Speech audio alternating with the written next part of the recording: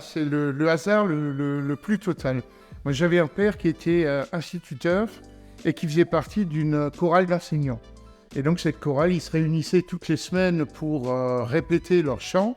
Et une fois par an, ils louaient le centre culturel à Neudorf, à Strasbourg. Et ils se produisaient, en fait, devant les amis, les familles qui venaient les applaudir.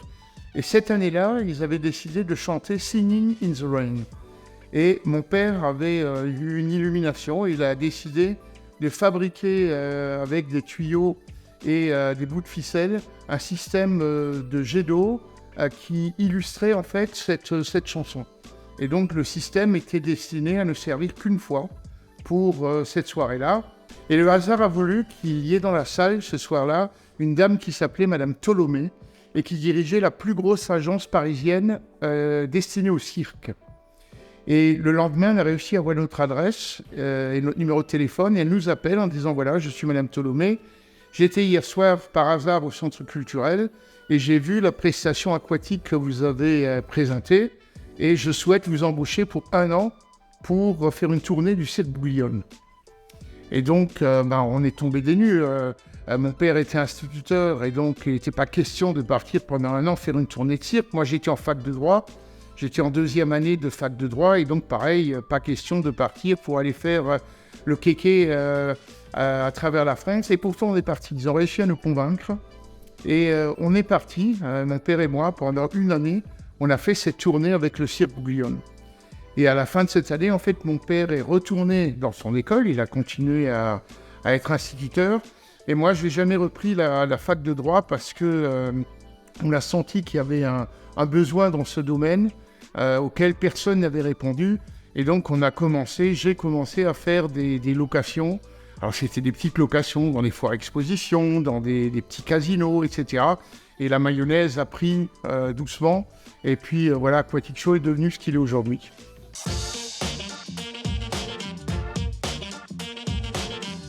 À l'époque, ils étaient tous contre que j'abandonne mes études, bien entendu. Il fallait absolument, à l'issue de la tournée, il lui fallut que je poursuive mes études de droit, à minima aller jusqu'à la licence, et puis ensuite, globalement, m'orienter différemment. Mais bon, ils ont tous mal pris, y compris mon père.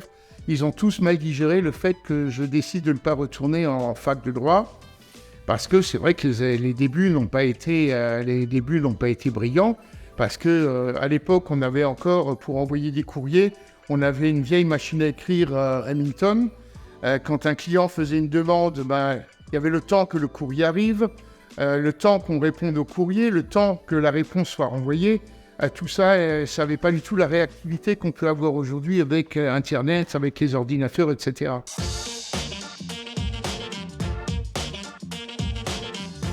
On a eu des événements assez extraordinaires. On a fait en 89 le centenaire de la Tour Eiffel, voilà, qui était à l'époque un très grand événement. On a fait le défilé Jean-Paul Goude sur le 14 juillet 89 sur les Champs-Élysées. Donc on a participé au défilé Jean-Paul Goude. On a fait pas mal de prestations en Chine, pas mal de prestations, comme vous le disiez, aux États-Unis. Mais un des clients les plus fidèles américains est le parc Universal Studios, pour qui on est en train d'installer le 3e show permanent. Donc ensuite, on a plus proche de nous des gens qui sont devenus des amis, comme la famille Mac avec Europa Park, comme la famille De Villiers avec le Puy du Fou. Donc voilà, depuis plus de 40 ans, je veux dire, ce sont des gens qu'on fréquente régulièrement, qu'on a appris à mieux connaître. Et voilà, ce sont devenus des proches et des amis.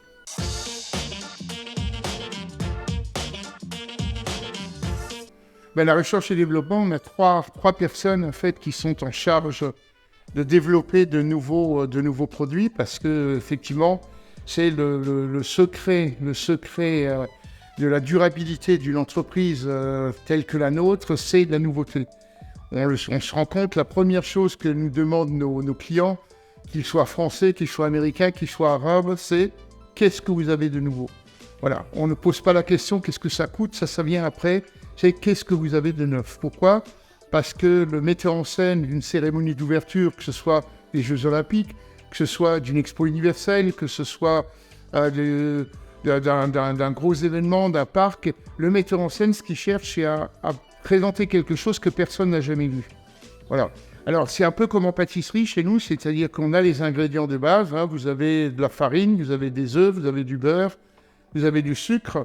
Voilà. Et avec ça, vous pouvez faire des dizaines et des dizaines de pâtisseries différentes les unes des autres. Nous, on a un ingrédient majeur, c'est l'eau. Et ensuite, si vous voulez, on s'appuie beaucoup sur les nouveautés de l'industrie. C'est-à-dire que la robotique, en fait, qui a envahi l'industrie, rend aujourd'hui ces équipements beaucoup plus accessibles, d'abord beaucoup plus fiables, parce que l'industrie, quand un équipement est donné à l'industrie, c'est qu'il est fiabilisé. Et ensuite, si vous voulez, on est aujourd'hui sur des tarifs beaucoup plus raisonnables sur ce qu'on va appeler la robotique, c'est-à-dire ça permet d'avoir tous nos jets qui bougent dans tous les sens, contrôlés par ordinateur. Il y a encore 30 ans, ça aurait été absolument impossible parce que la robotique à ce niveau-là était réservée à l'armée ou à de très grands groupes industriels. Avec les progrès de la technique, de la science, ces équipements-là, on peut nous se les approprier et les mettre au service de notre savoir-faire.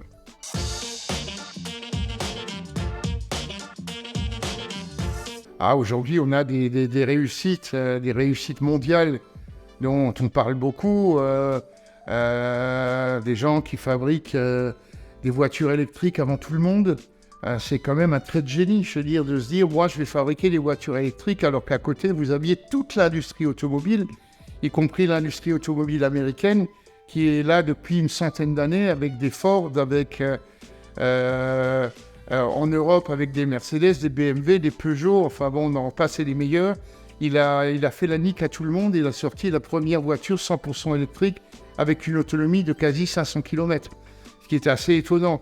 Aujourd'hui, ce même personnage se lance dans les fusées, alors que là encore, il y a des choses en place aux États-Unis, la NASA, et il y en a au plan mondial avec la fusée européenne, avec les Russes, enfin, il y a quand même beaucoup de pays aujourd'hui qui sont actifs dans ce domaine-là, et là, c'est une boîte privée qui dit je vais fabriquer la fusée la plus au top dans le monde, une fusée qui va pouvoir revenir sur Terre et être utilisée plusieurs fois.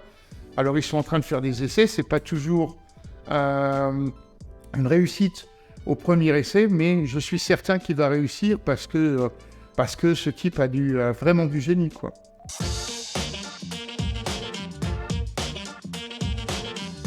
Oui, on a fait une grande tournée avec un artiste chinois que personne ne connaît en Europe, mais qui est une vraie star, si vous voulez, dans son pays. C'est-à-dire que chaque fois qu'il occupe un espace, il fait au minimum plus de 20 000 personnes par soirée.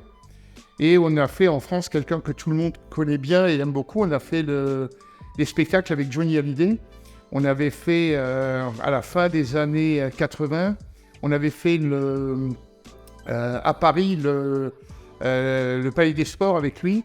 Et en fait, à un moment, il chantait l'envie. Et à un moment, il pose son micro et il passait sous une arche d'eau. Il était absolument complètement détrempé.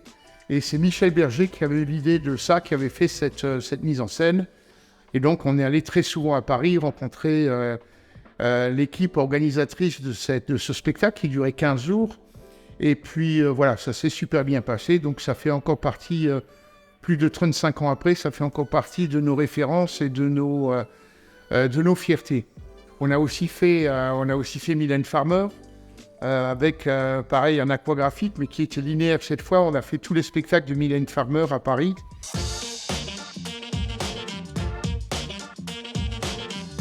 Plusieurs fois, on a des gens qui rêvent. On a eu notamment, je me souviendrai toujours de cet Italien qui avait été en charge de la Coupe du Monde de polo. Et cette Coupe du Monde se passait quelque part en Inde. Et donc, on était dans un stade et il voulait un jet de 50 mètres de hauteur et avait un espace pour recevoir l'eau de 2 mètres sur 2. Voilà, donc on lui a expliqué que c'est juste absolument impossible. Donc, il n'était pas content. Il nous disait que globalement, on n'était pas capable. On lui explique quand même que dans un stade, il y a toujours un minimum de vent de déplacement d'air et que le jet qui monte à 50 mètres, il ne va pas retomber sur lui-même, il va retomber où le vent va bien vouloir l'emmener et que donc il faut un bassin d'au moins 20 mètres sur 20 ou 30 mètres sur 30. L'affaire ne s'est pas faite. Je sais qu'il a ensuite trouvé une société italienne pour répondre à son cahier des charges et ils ont installé et je sais que ça n'a jamais fonctionné.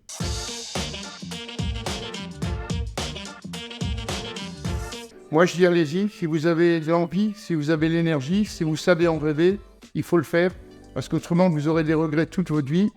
Et aujourd'hui, les fonds existent. Il y a aujourd'hui en France beaucoup plus d'organismes qui distribuent de l'argent que de demandeurs. C'est-à-dire qu'aujourd'hui, si vous avez besoin des fonds, les banques ne sont pas forcément le meilleur interlocuteur aujourd'hui parce qu'elles sont un peu frileuses. Mais il y a de nombreux organismes publics, en fait, qui sont là pour aider de futurs entrepreneurs. Donc moi, j'ai qu'une chose à vous dire, allez-y, allez-y, allez-y, foncez, ça vaut toujours le coup.